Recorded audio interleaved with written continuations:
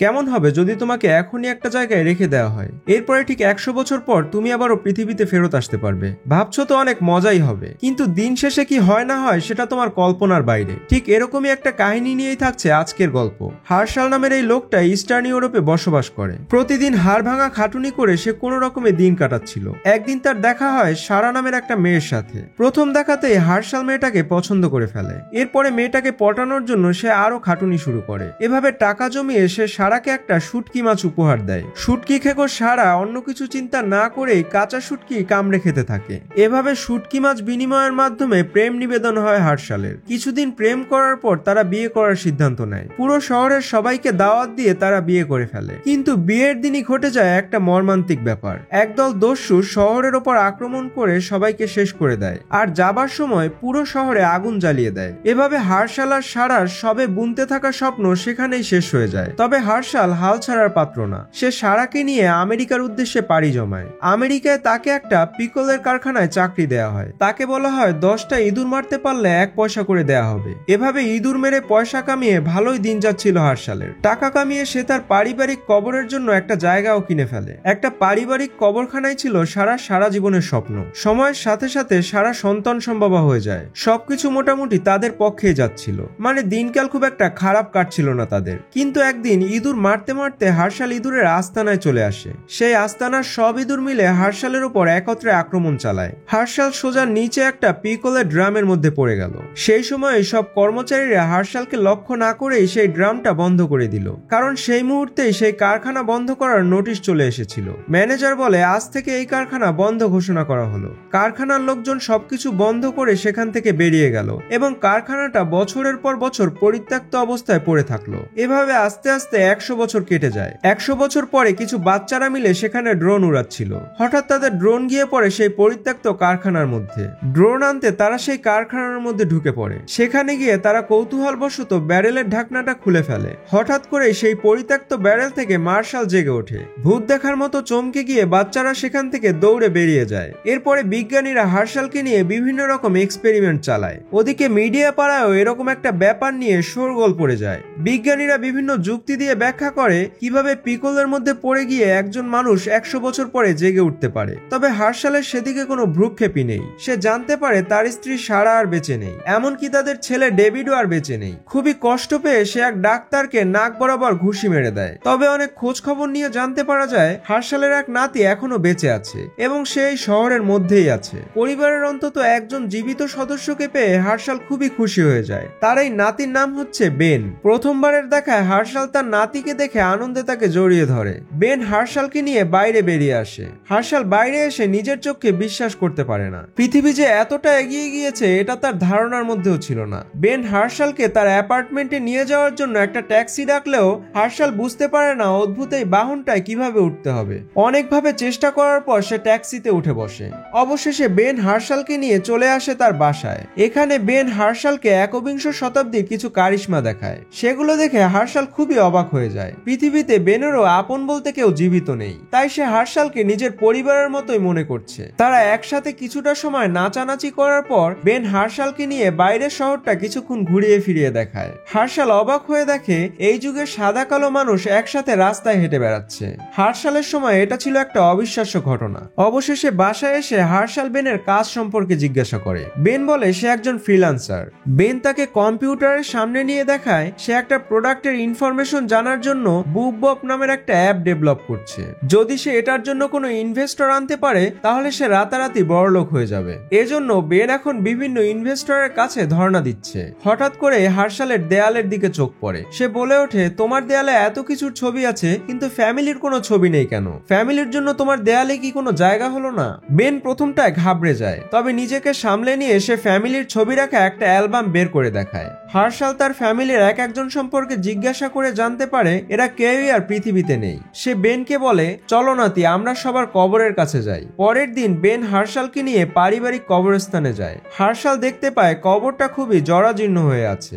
অনেকদিন ধরেই সেটার কোনো যত্ন নেওয়া হয়নি। বেন জানায় গত 5 বছরে সে এখানে আসেনি। তার আসলে ধর্মে কর্মে খুব একটা বিশ্বাস নেই। হার্শাল এটা জানতে পেরে খুবই হতাশ হয়ে যায়। এমনকি সে একটা বিলবোর্ড থেকে কবরের ওপর ময়লা পড়তে দেখে। হার্শাল নিজ হাতে সেটা পরিষ্কার করার চেষ্টা করে। কিছুক্ষণ ঘষাঘষি ঘষাঘষি করার পর কি করবে বুঝতে না পেরে হার্শাল বলে, আমি এখন এখানে থাকা সবার জন্য প্রার্থনা করছি।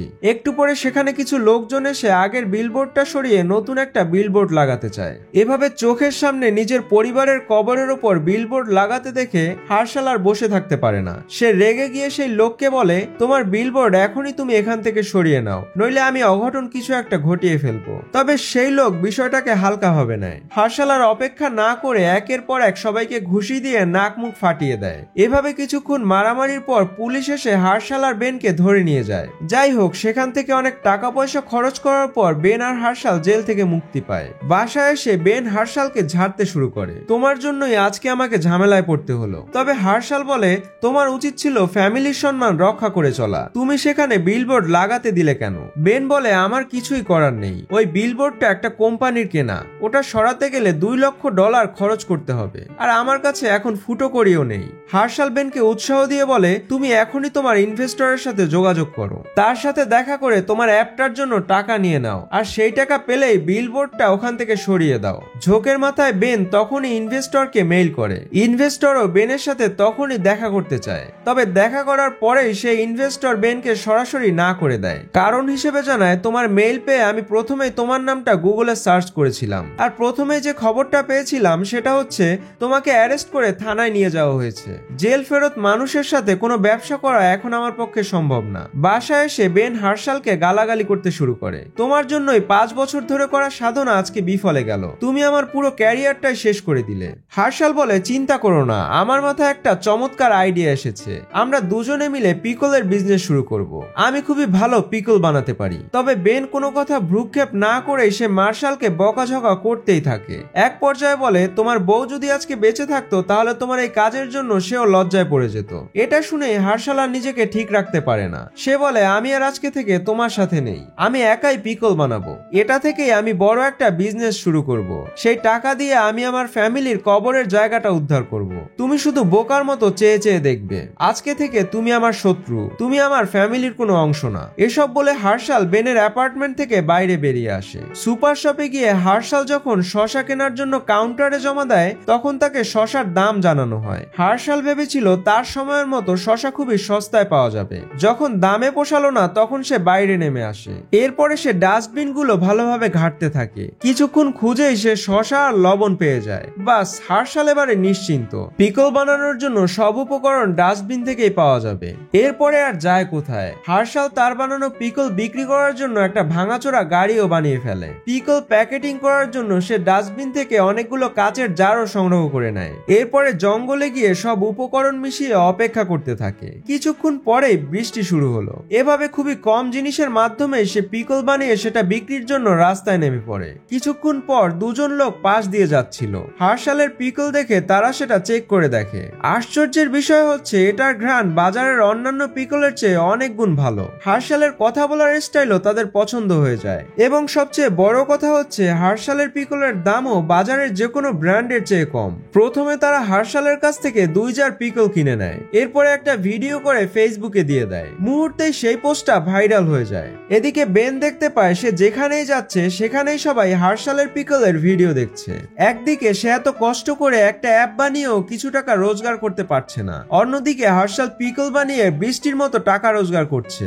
বেনের ব্যাপারটা কোনোভাবেই পছন্দ হয় না। সে চিন্তা করে যেমন করেই হোক হার্শালের এই ব্যবসা বন্ধ করে দিতে হবে। বেন হেলথ ডিপার্টমেন্টে একটা কমপ্লেইন করে যে হার্শালের পিকল বানানোর প্রসেসটা খুব একটা স্বাস্থ্যসম্মত না। হেলথ ডিপার্টমেন্ট থেকে একজন অফিসার এসে হার্শালের বিজনেস বন্ধ করে দেয়। এর সাথে কিছু শর্তও জুড়ে দেয়। আবার যদি সে ব্যবসা শুরু করতে চায় তাহলে তাকে হেলথ ডিপার্টমেন্টের এই নিয়ম কানুনগুলো মেনে চলতে হবে। ওদিকে চারপাশে হার্শালের পিকল বানানোর প্রসেসের খবরটা ছড়িয়ে পড়ে। ডাস্টবিনের জিনিসপত্র থেকে ওগুলো বানানো হয়েছে জানতে পেরে সবাই সেগুলো ফেলে দিতে শুরু করে। সব মিলিয়ে হার্শাল খুবই বিপদে পড়ে যায়। হেলথ ডিপার্টমেন্টের এই নিয়ম কানুনগুলো কিভাবে মানতে হবে সেটা হার্শাল কিছুতেই বুঝতে পারছে না। হঠাৎ করে আবার সেই দুইজন কাস্টমার হার্শালের পাশ দিয়ে হেঁটে যাচ্ছিল। হার্শালকে তারা মন খারাপ করতে দেখে জিজ্ঞাসা করে, বস ঘটনা কি? হার্শাল বলে, হেলথ ডিপার্টমেন্ট থেকে এক মহিলা এসে তার দোকান বন্ধ করে দিয়েছে, এর সাথে কিছু নিয়মের একটা লম্বা ফর্দ ধরিয়ে দিয়েছে।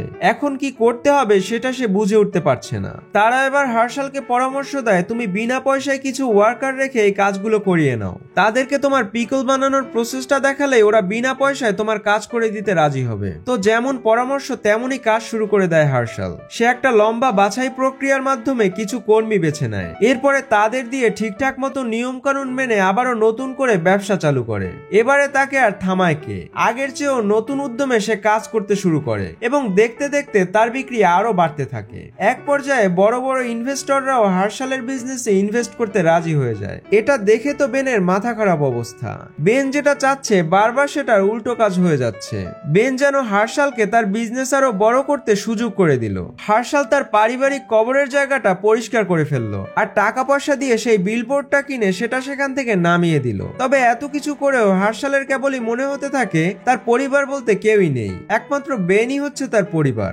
একদিন বেন হতাশ হয়ে তার দাদার সফলতার গল্প দেখছিল আর এমন সময়ে হার্শাল সেখানে চলে আসে। হার্শাল বলে, দেখ বেটা, তুই তো জীবনে কিছুই করতে পারলি না, কিন্তু আমি কারোর সাহায্য ছাড়াই এত বড় একটা ব্যবসা দাঁড় করিয়ে ফেললাম। এবারে চল সবকিছু ভুলে গিয়ে আমরা একসাথে ফ্যামিলির বিজনেস শুরু করি। কিন্তু হার্শালের কথাগুলো বেনের গায়ে লাগলো। সে বলল, আমি কোনোভাবেই তোমার সাথে কাজ করতে রাজি না। আর তুমি যত যাই হও না কেন, তুমি তো আসলে একজন অশিক্ষিত মানুষ। এই যে দেখো, আমি টুইটার চালাতে পারি। তুমি একজন বিলিয়নিয়ার হলেও কখনো টুইটার চালাতে পারবে না। টুইটার এমন একটা জিনিস যেখানে আমার সব মতামত কোনো রকম চিন্তা ভাবনা ছাড়াই লিখে ফেলতে পারি। হার্শাল বেনকে বলে, আমি দেখিয়ে দেব কিভাবে টুইটার ব্যবহার করতে হয়। আমি পৃথিবীর সবচেয়ে সফল টুইটার ইউজার হয়ে যাব।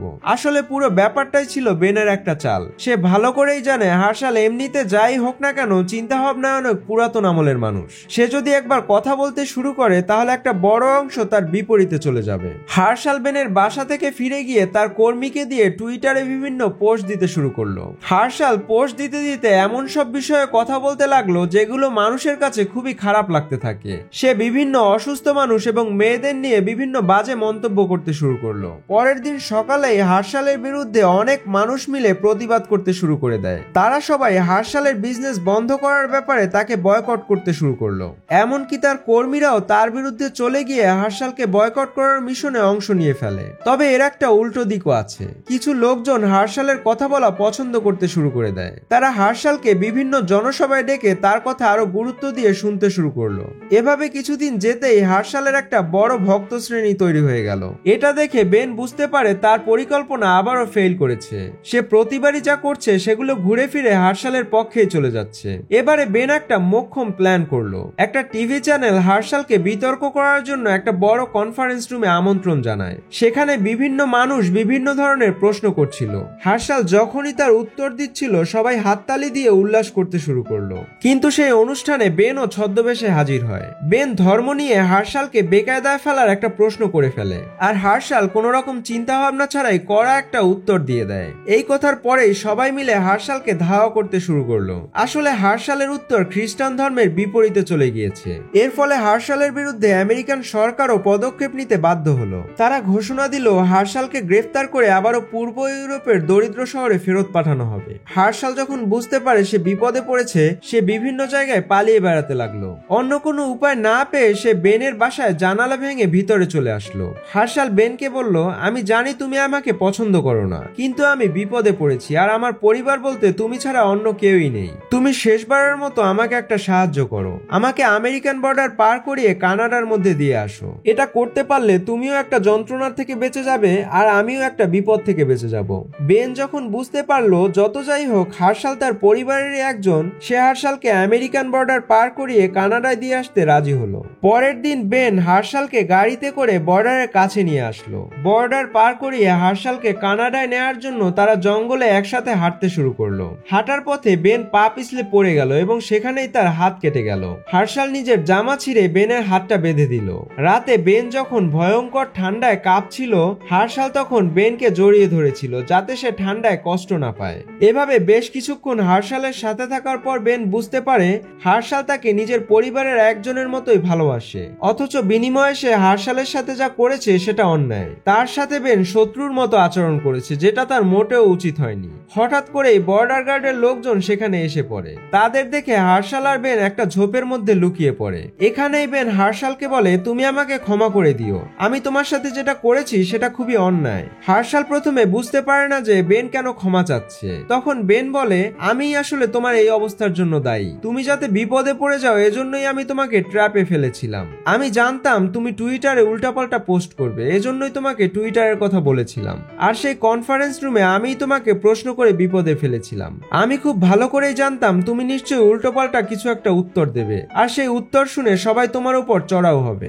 সব শুনে হার্শাল খুবই রেগে গিয়ে বেনের নাক বরাবর একটা ঘুষি দিয়ে তাকে অজ্ঞান করে ফেলে। এরপরে বেনের ব্যাগ নিয়ে হার্শাল পালাতে শুরু করে। ওদিকে পুলিশও হার্শালের পিছনে তাড়া করতে শুরু করে। হঠাৎ করে তার মাথায় একটা আইডিয়া চলে আসে। সে বেনের ব্যাগ থেকে একটা ট্রিমার বের করে তার দাড়িগোপ কামিয়ে ফেলে। এরপরে পুলিশের সামনে গিয়ে হার্শাল নিজেকে বেন বলে পরিচয় দেয়। সে পুলিশকে বলে হার্শাল নামের একজন লোক আমেরিকা থেকে পালিয়ে কানাডায় যাওয়ার চেষ্টা করছে। পুলিশ বেনকে হার্শাল ভেবে ধরে নিয়ে জেলে পুরে দেয়। এরপর তাকে হার্শাল হিসেবে কোর্টে তোলা হয়। কোর্টে রায় দেওয়া হয় তাকে এখনই পূর্ব ইউরোপে ফেরত পাঠানো হবে। বেনের পক্ষের লয়ারের কোনো কথাই কোর্টে গুরুত্ব দিয়ে শোনা হয় না। পরের দিনই বেনকে জাহাজে করে পূর্ব ইউরোপের দরিদ্র একটা দেশে পাঠিয়ে দেওয়া হয়। অন্যদিকে বেনের ছদ্মবেশে থাকা হার্শাল বেনের বাসায় এসে বিভিন্ন কাগজপত্র ঘাঁটতে শুরু করে। তখনই সেখানে দেখতে পায় বেন তার পরিবারের সবার ছবি খুব যত্ন করে রেখে দিয়েছে।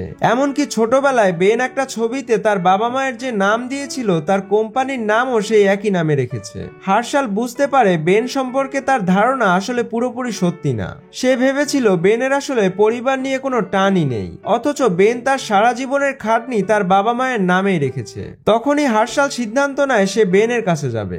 ওদিকে বেন পূর্ব ইউরোপের দেশটাতে গিয়ে ভীষণ বিপদে পড়ে যায়। সেখানে কেউই তার ভাষা বুঝতে পারছে না, আর সেও কারোর ভাষাই বুঝতে পারছে না। এমন সময় একজন বৃদ্ধ লোক এসে তার সাথে কথা বলতে শুরু করে। কিছুক্ষণের মধ্যেই লোকটা তাকে আপন করে নেয় এবং নিজেদের পরিবারের অনুষ্ঠানেও নিমন্ত্রণ করে। বেন আস্তে আস্তে বুঝতে পারে নিজের পরিবারই আসলে সবকিছু।